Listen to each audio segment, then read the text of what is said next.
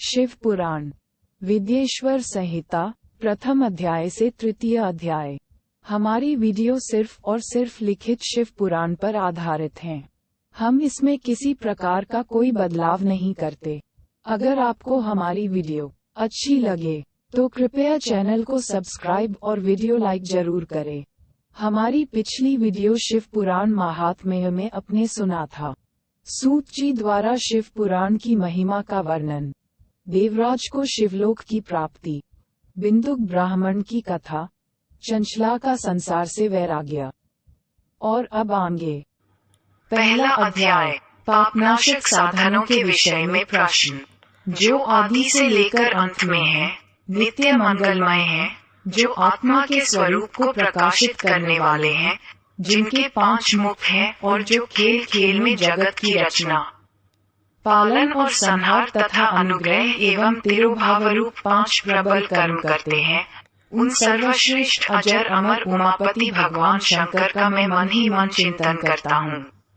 व्यास जी कहते हैं, धर्म का महान क्षेत्र, जहाँ गंगा यमुना का संगम है, उस पुण्यमय प्रयाग जो ब्रह्मलोक का मार्ग है, वहाँ एक बार महातेजस्वी महाभाग महात्मा मुनियों ने विशाल यज्ञ का आयोजन किया।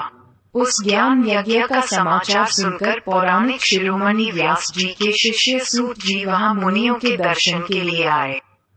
सूत जी का सभी मुनियों ने विधिवत स्वागत व सत्कार किया तथा उनकी स्तुति करते हुए हाथ जोड़कर उनसे कहा, हे सर्वज्ञ विद्वान रोमहर्षि जी, आप बड़े भाग्यशाली हैं। आपने स्वयं व्यास जी के मुख से पुराण विद्या प्राप्त की है। आप आश्चर्य स्वरूप कथाओं का भंडार हैं। आप भूत, भविष्य और वर्तमान के ज्ञाता हैं। हमारा सौभाग्य है कि आपके दर्शन हुए। आपका यहाँ आना निरर्थक नहीं हो सकता। आप कल्याणकारी हैं, उत्तम बुद्धि वाले सूत जी। यदि आपका अनुग्रह हो तो गोपनीय होने पर भी आप शुभाशुभ तत्व का वर्णन करें, जिससे हमारी तृप्ति नहीं होती और उसे सुनने की हमारी इच्छा ऐसे ही रहती है। कृपा कर उस विषय का वर्णन करें। घोर कलियुग आने पर मनुष्य पुण्य कर्म से दूर होकर दुराचार में फंस जाएंगे, दूसरों की बुराई करेंगे, पराई स्त्रियों के प्रति आसक्त होंगे, हिंसा करेंगे, मूर्ख, नास्तिक और पशु बुद्धि हो जाएंगे। सूत जी, कलियुग में वेद प्रतिपादित वर्ण आश्रम व्यवस्था नष्ट हो जाएगी। प्रत्येक वर्ण और आश्रम में रहने वाले अपने अपने धर्मों के आचरण का परित्याग कर विपरीत आचरण करने में सुख प्राप्त करेंगे।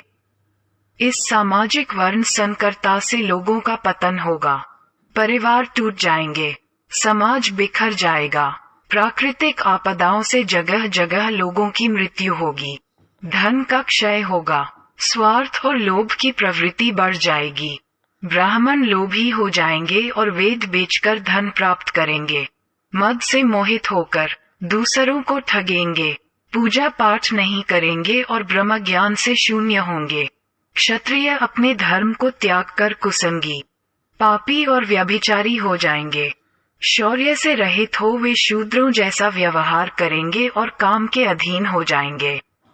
वैश्य धर्म से विमुख हो संस्कार भ्रष्ट होकर कुमार्गी, धनोपार्जन परायण होकर नाप तौल में ध्यान लगाएंगे। शूद्र अपना धर्म कर्म छोड़कर अच्छी वेशभूषा से सुशोभित हो व्यर्थ घूमेंगे। वे कुटिल और ईर्ष्यालु होकर अपने धर्म के प्रतिकूल हो जाएंगे, कुकर्मी और वाद विवाद करने वाले होंगे। वे स्वयं को कुलीन मानकर सभी धर्मों और वर्णों में विवाह करेंगे। स्त्रियां सदाचार से विमुख हो जाएंगी, वे अपने पति का अपमान करेंगी और सास ससुर से लड़ेंगी। मलिन भोजन करेगी, उनका शील स्वभाव बहुत बुरा होगा। सूत जी, इस तरह जिनकी बुद्धि नष्ट हो गई है और जिन्होंने अपने धर्म का त्याग कर दिया है, ऐसे लोग लोक परलोक में उत्तम गति कैसे प्राप्त करेंगे? इस चिंता से हम सभी व्याकुल हैं। परोपकार के समान कोई धर्म नहीं है। इस धर्म का पालन करने वाला दूसरों को सुखी करता हुआ स्वयं भी प्रसन्नता अनुभव करता है। ये भावना यदि निष्काम हो तो कर्ता का हृदय शुद्ध करते हुए उसे परम गति प्रदान करती है। हे महामुने, आप समस्त सिद्धांतों के ज्ञाता हैं। कृपा कर कोई ऐसा उपाय बताइए जिससे इन सबके पापों का तत्काल नाश हो जाए। व्यास जी कहते हैं, उन श्रेष्ठ मुनियों की यह बात सुनकर सूत जी मन ही मन परम श्रेष्ठ भगवान शंकर का स्मरण करके उनसे इस प्रकार बोले। दूसरा अध्याय, शिव पुराण का परिचय और महिमा। सूत जी कहते हैं, साधु महात्माओं, आपने बहुत अच्छी बात पूछी है। ये प्रश्न तीनों लोकों का हित करने वाला है।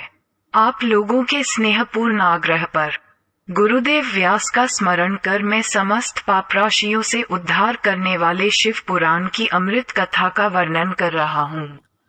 ये वेदांत का सार सर्वस्व है। यही परलोक में परमार्थ को देने वाला है तथा दुष्टों का विनाश करने वाला है। इसमें भगवान शिव के उत्तम यश का वर्णन है। धर्म, अर्थ, काम और मोक्ष आदि पुरुषार्थों को देने वाला पुराण अपने प्रभाव की दृष्टि से वृद्धि तथा विस्तार को प्राप्त हो रहा है। शिव पुराण के अध्ययन से कलियुग के सभी पापों में लिप्त जीव उत्तम गति को प्राप्त होंगे। इसके उदय से ही कलियुग का उत्पात शांत हो जाएगा। शिव पुराण को वेद तुल्य माना जाएगा। इसका प्रवचन सर्वप्रथम भगवान शिव ने ही किया था। इस पुराण के 12 खंड या भेद हैं। ये 12 संहिताएं हैं। 1. विद्येश्वर संहिता, 2. रुद्र संहिता, 3. विनायक संहिता, 4. उमा संहिता, 5. सहस्कोटि रुद्र संहिता, 6. एकादश रुद्र संहिता, 7. कैलाश संहिता, 8. शतरुद्र संहिता, 9. कोटि रुद्र संहिता, 10. मात्र संहिता, 11. वायवीय संहिता तथा 12. धर्म संहिता। विद्येश्वर संहिता में 10,000 श्लोक हैं। रुद्र संहिता, विनायक संहिता, उमा संहिता और मात्र संहिता प्रत्येक में 8-8 हजार श्लोक हैं। एकादश रुद्र संहिता में 13,000, कैलाश संहिता में 6,000, शतरुद्र संहिता में 3,000, कोटिरुद्र संहिता में 9,000, सहस्कोटिरुद्र संहिता में 11,000, वायवीय संहिता में 4,000 तथा धर्म संहिता में 12,000 श्लोक हैं। मूल शिव पुराण में कुल 1,00,000 श्लोक हैं, परंतु व्यास जी ने इसे 24,000 श्लोकों में संक्षिप्त कर दिया है। पुराणों की क्रम संख्या में शिव पुराण का चौथा स्थान है, जिसमें 7 संहिताएं हैं। पूर्व काल में भगवान शिव ने 100 करोड़ श्लोकों का पुराण ग्रंथित किया था।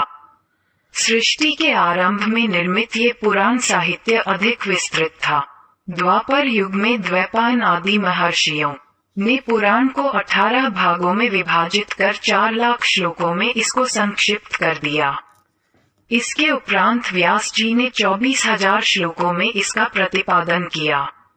यह वेदतुल्य पुराण विद्येश्वर रुद्र संहिता, शतरुद्र संहिता, कोटिरुद्र संहिता, उमा संहिता, कैलाश संहिता और वायवीय संहिता नामक 7 संहिताओं में विभाजित है। ये 7 संहिताओं वाला शिव पुराण वेद के समान प्रामाणिक तथा उत्तम गति प्रदान करने वाला है। इस निर्मल शिव पुराण की रचना भगवान शिव द्वारा की गई है तथा इसको संक्षेप में संकलित करने का श्रेय व्यास जी को जाता है।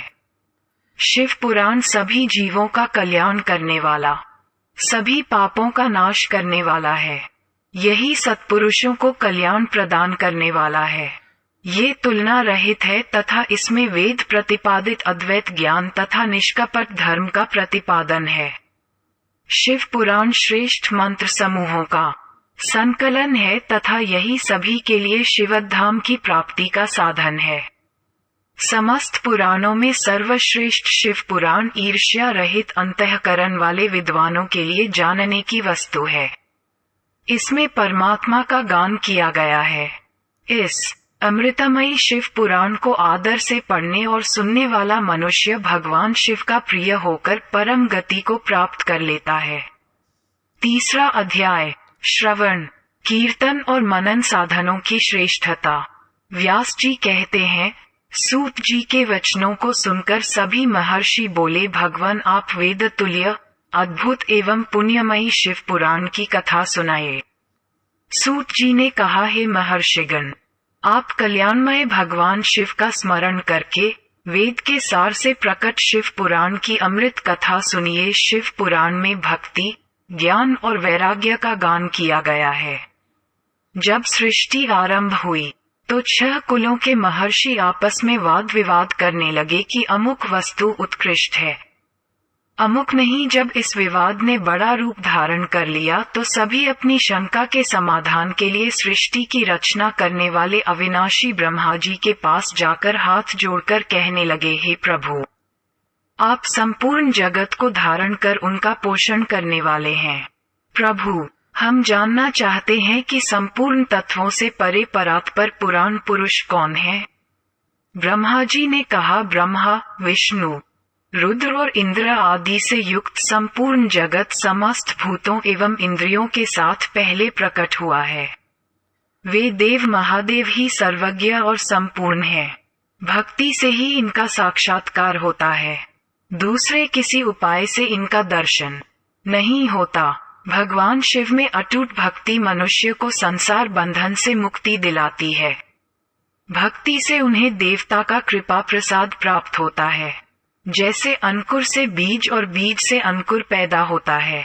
भगवान शंकर का कृपा प्रसाद प्राप्त करने के लिए आप सब ब्रह्मर्षि धरती पर सहस्रों वर्षों तक चलने वाले विशाल यज्ञ करो। यज्ञपति भगवान शिव की कृपा से ही विद्या के सार तत्व साध्य साधन का ज्ञान प्राप्त होता है। शिव पद की प्राप्ति साध्य और उनकी सेवा ही साधन है तथा जो मनुष्य बिना किसी फल की कामना किए उनकी भक्ति में डूबे रहते हैं वही साधक हैं। कर्म के अनुष्ठान से प्राप्त फल को भगवान शिव के श्री चरणों में समर्पित करना ही परमेश्वर की प्राप्ति का उपाय है तथा यही मोक्ष प्राप्ति का एकमात्र साधन है। साक्षात महेश्वर ने ही भक्ति के साधनों का प्रतिपादन किया है। कान से भगवान के नाम, गुण और लीलाओं का श्रवण, वाणी द्वारा उनका कीर्तन तथा मन में उनका मनन शिवपद की प्राप्ति के महान साधन है तथा इन साधनों से ही संपूर्ण मनोरथों की सिद्ध होती है। जिस वस्तु को हम प्रत्यक्ष अपनी आंखों के सामने देख सकते हैं उसकी तरफ आकर्षण स्वाभाविक है, परंतु जिस वस्तु को प्रत्यक्ष रूप से देखा नहीं जा सकता उसे केवल सुनकर और समझकर ही उसकी प्राप्ति के लिए प्रयत्न किया जाता है। अतः श्रवण पहला साधन है। श्रवण द्वारा ही गुरु मुख से तत्व को सुनकर श्रेष्ठ बुद्धि वाला विद्वान अन्य साधन कीर्तन और मनन की शक्ति व सिद्धि प्राप्त करने का यत्न करता है। मनन के बाद इस साधन की साधना करते रहने से धीरे धीरे भगवान शिव का संयोग प्राप्त होता है और लौकिक आनंद की प्राप्ति होती है। भगवान शिव की पूजा, उनके नामों का जाप तथा उनके रूप, गुण, विलास के हृदय में निरंतर चिंतन को ही मनन कहा जाता है। महेश्वर की कृपा दृष्टि से उपलब्ध इस साधन को ही प्रमुख साधन कहा जाता है। शिव पुराण विद्येश्वर संहिता 3य अध्याय समाप्त। अगर आपको हमारी वीडियो अच्छी लगी हो तो कृपया चैनल को सब्सक्राइब और वीडियो लाइक जरूर करें ताकि आप हमारे सभी वीडियो देख सके और अपने परिजनों और मित्रों को शेयर करें। सादर और धन्यवाद। राहुल पांडे।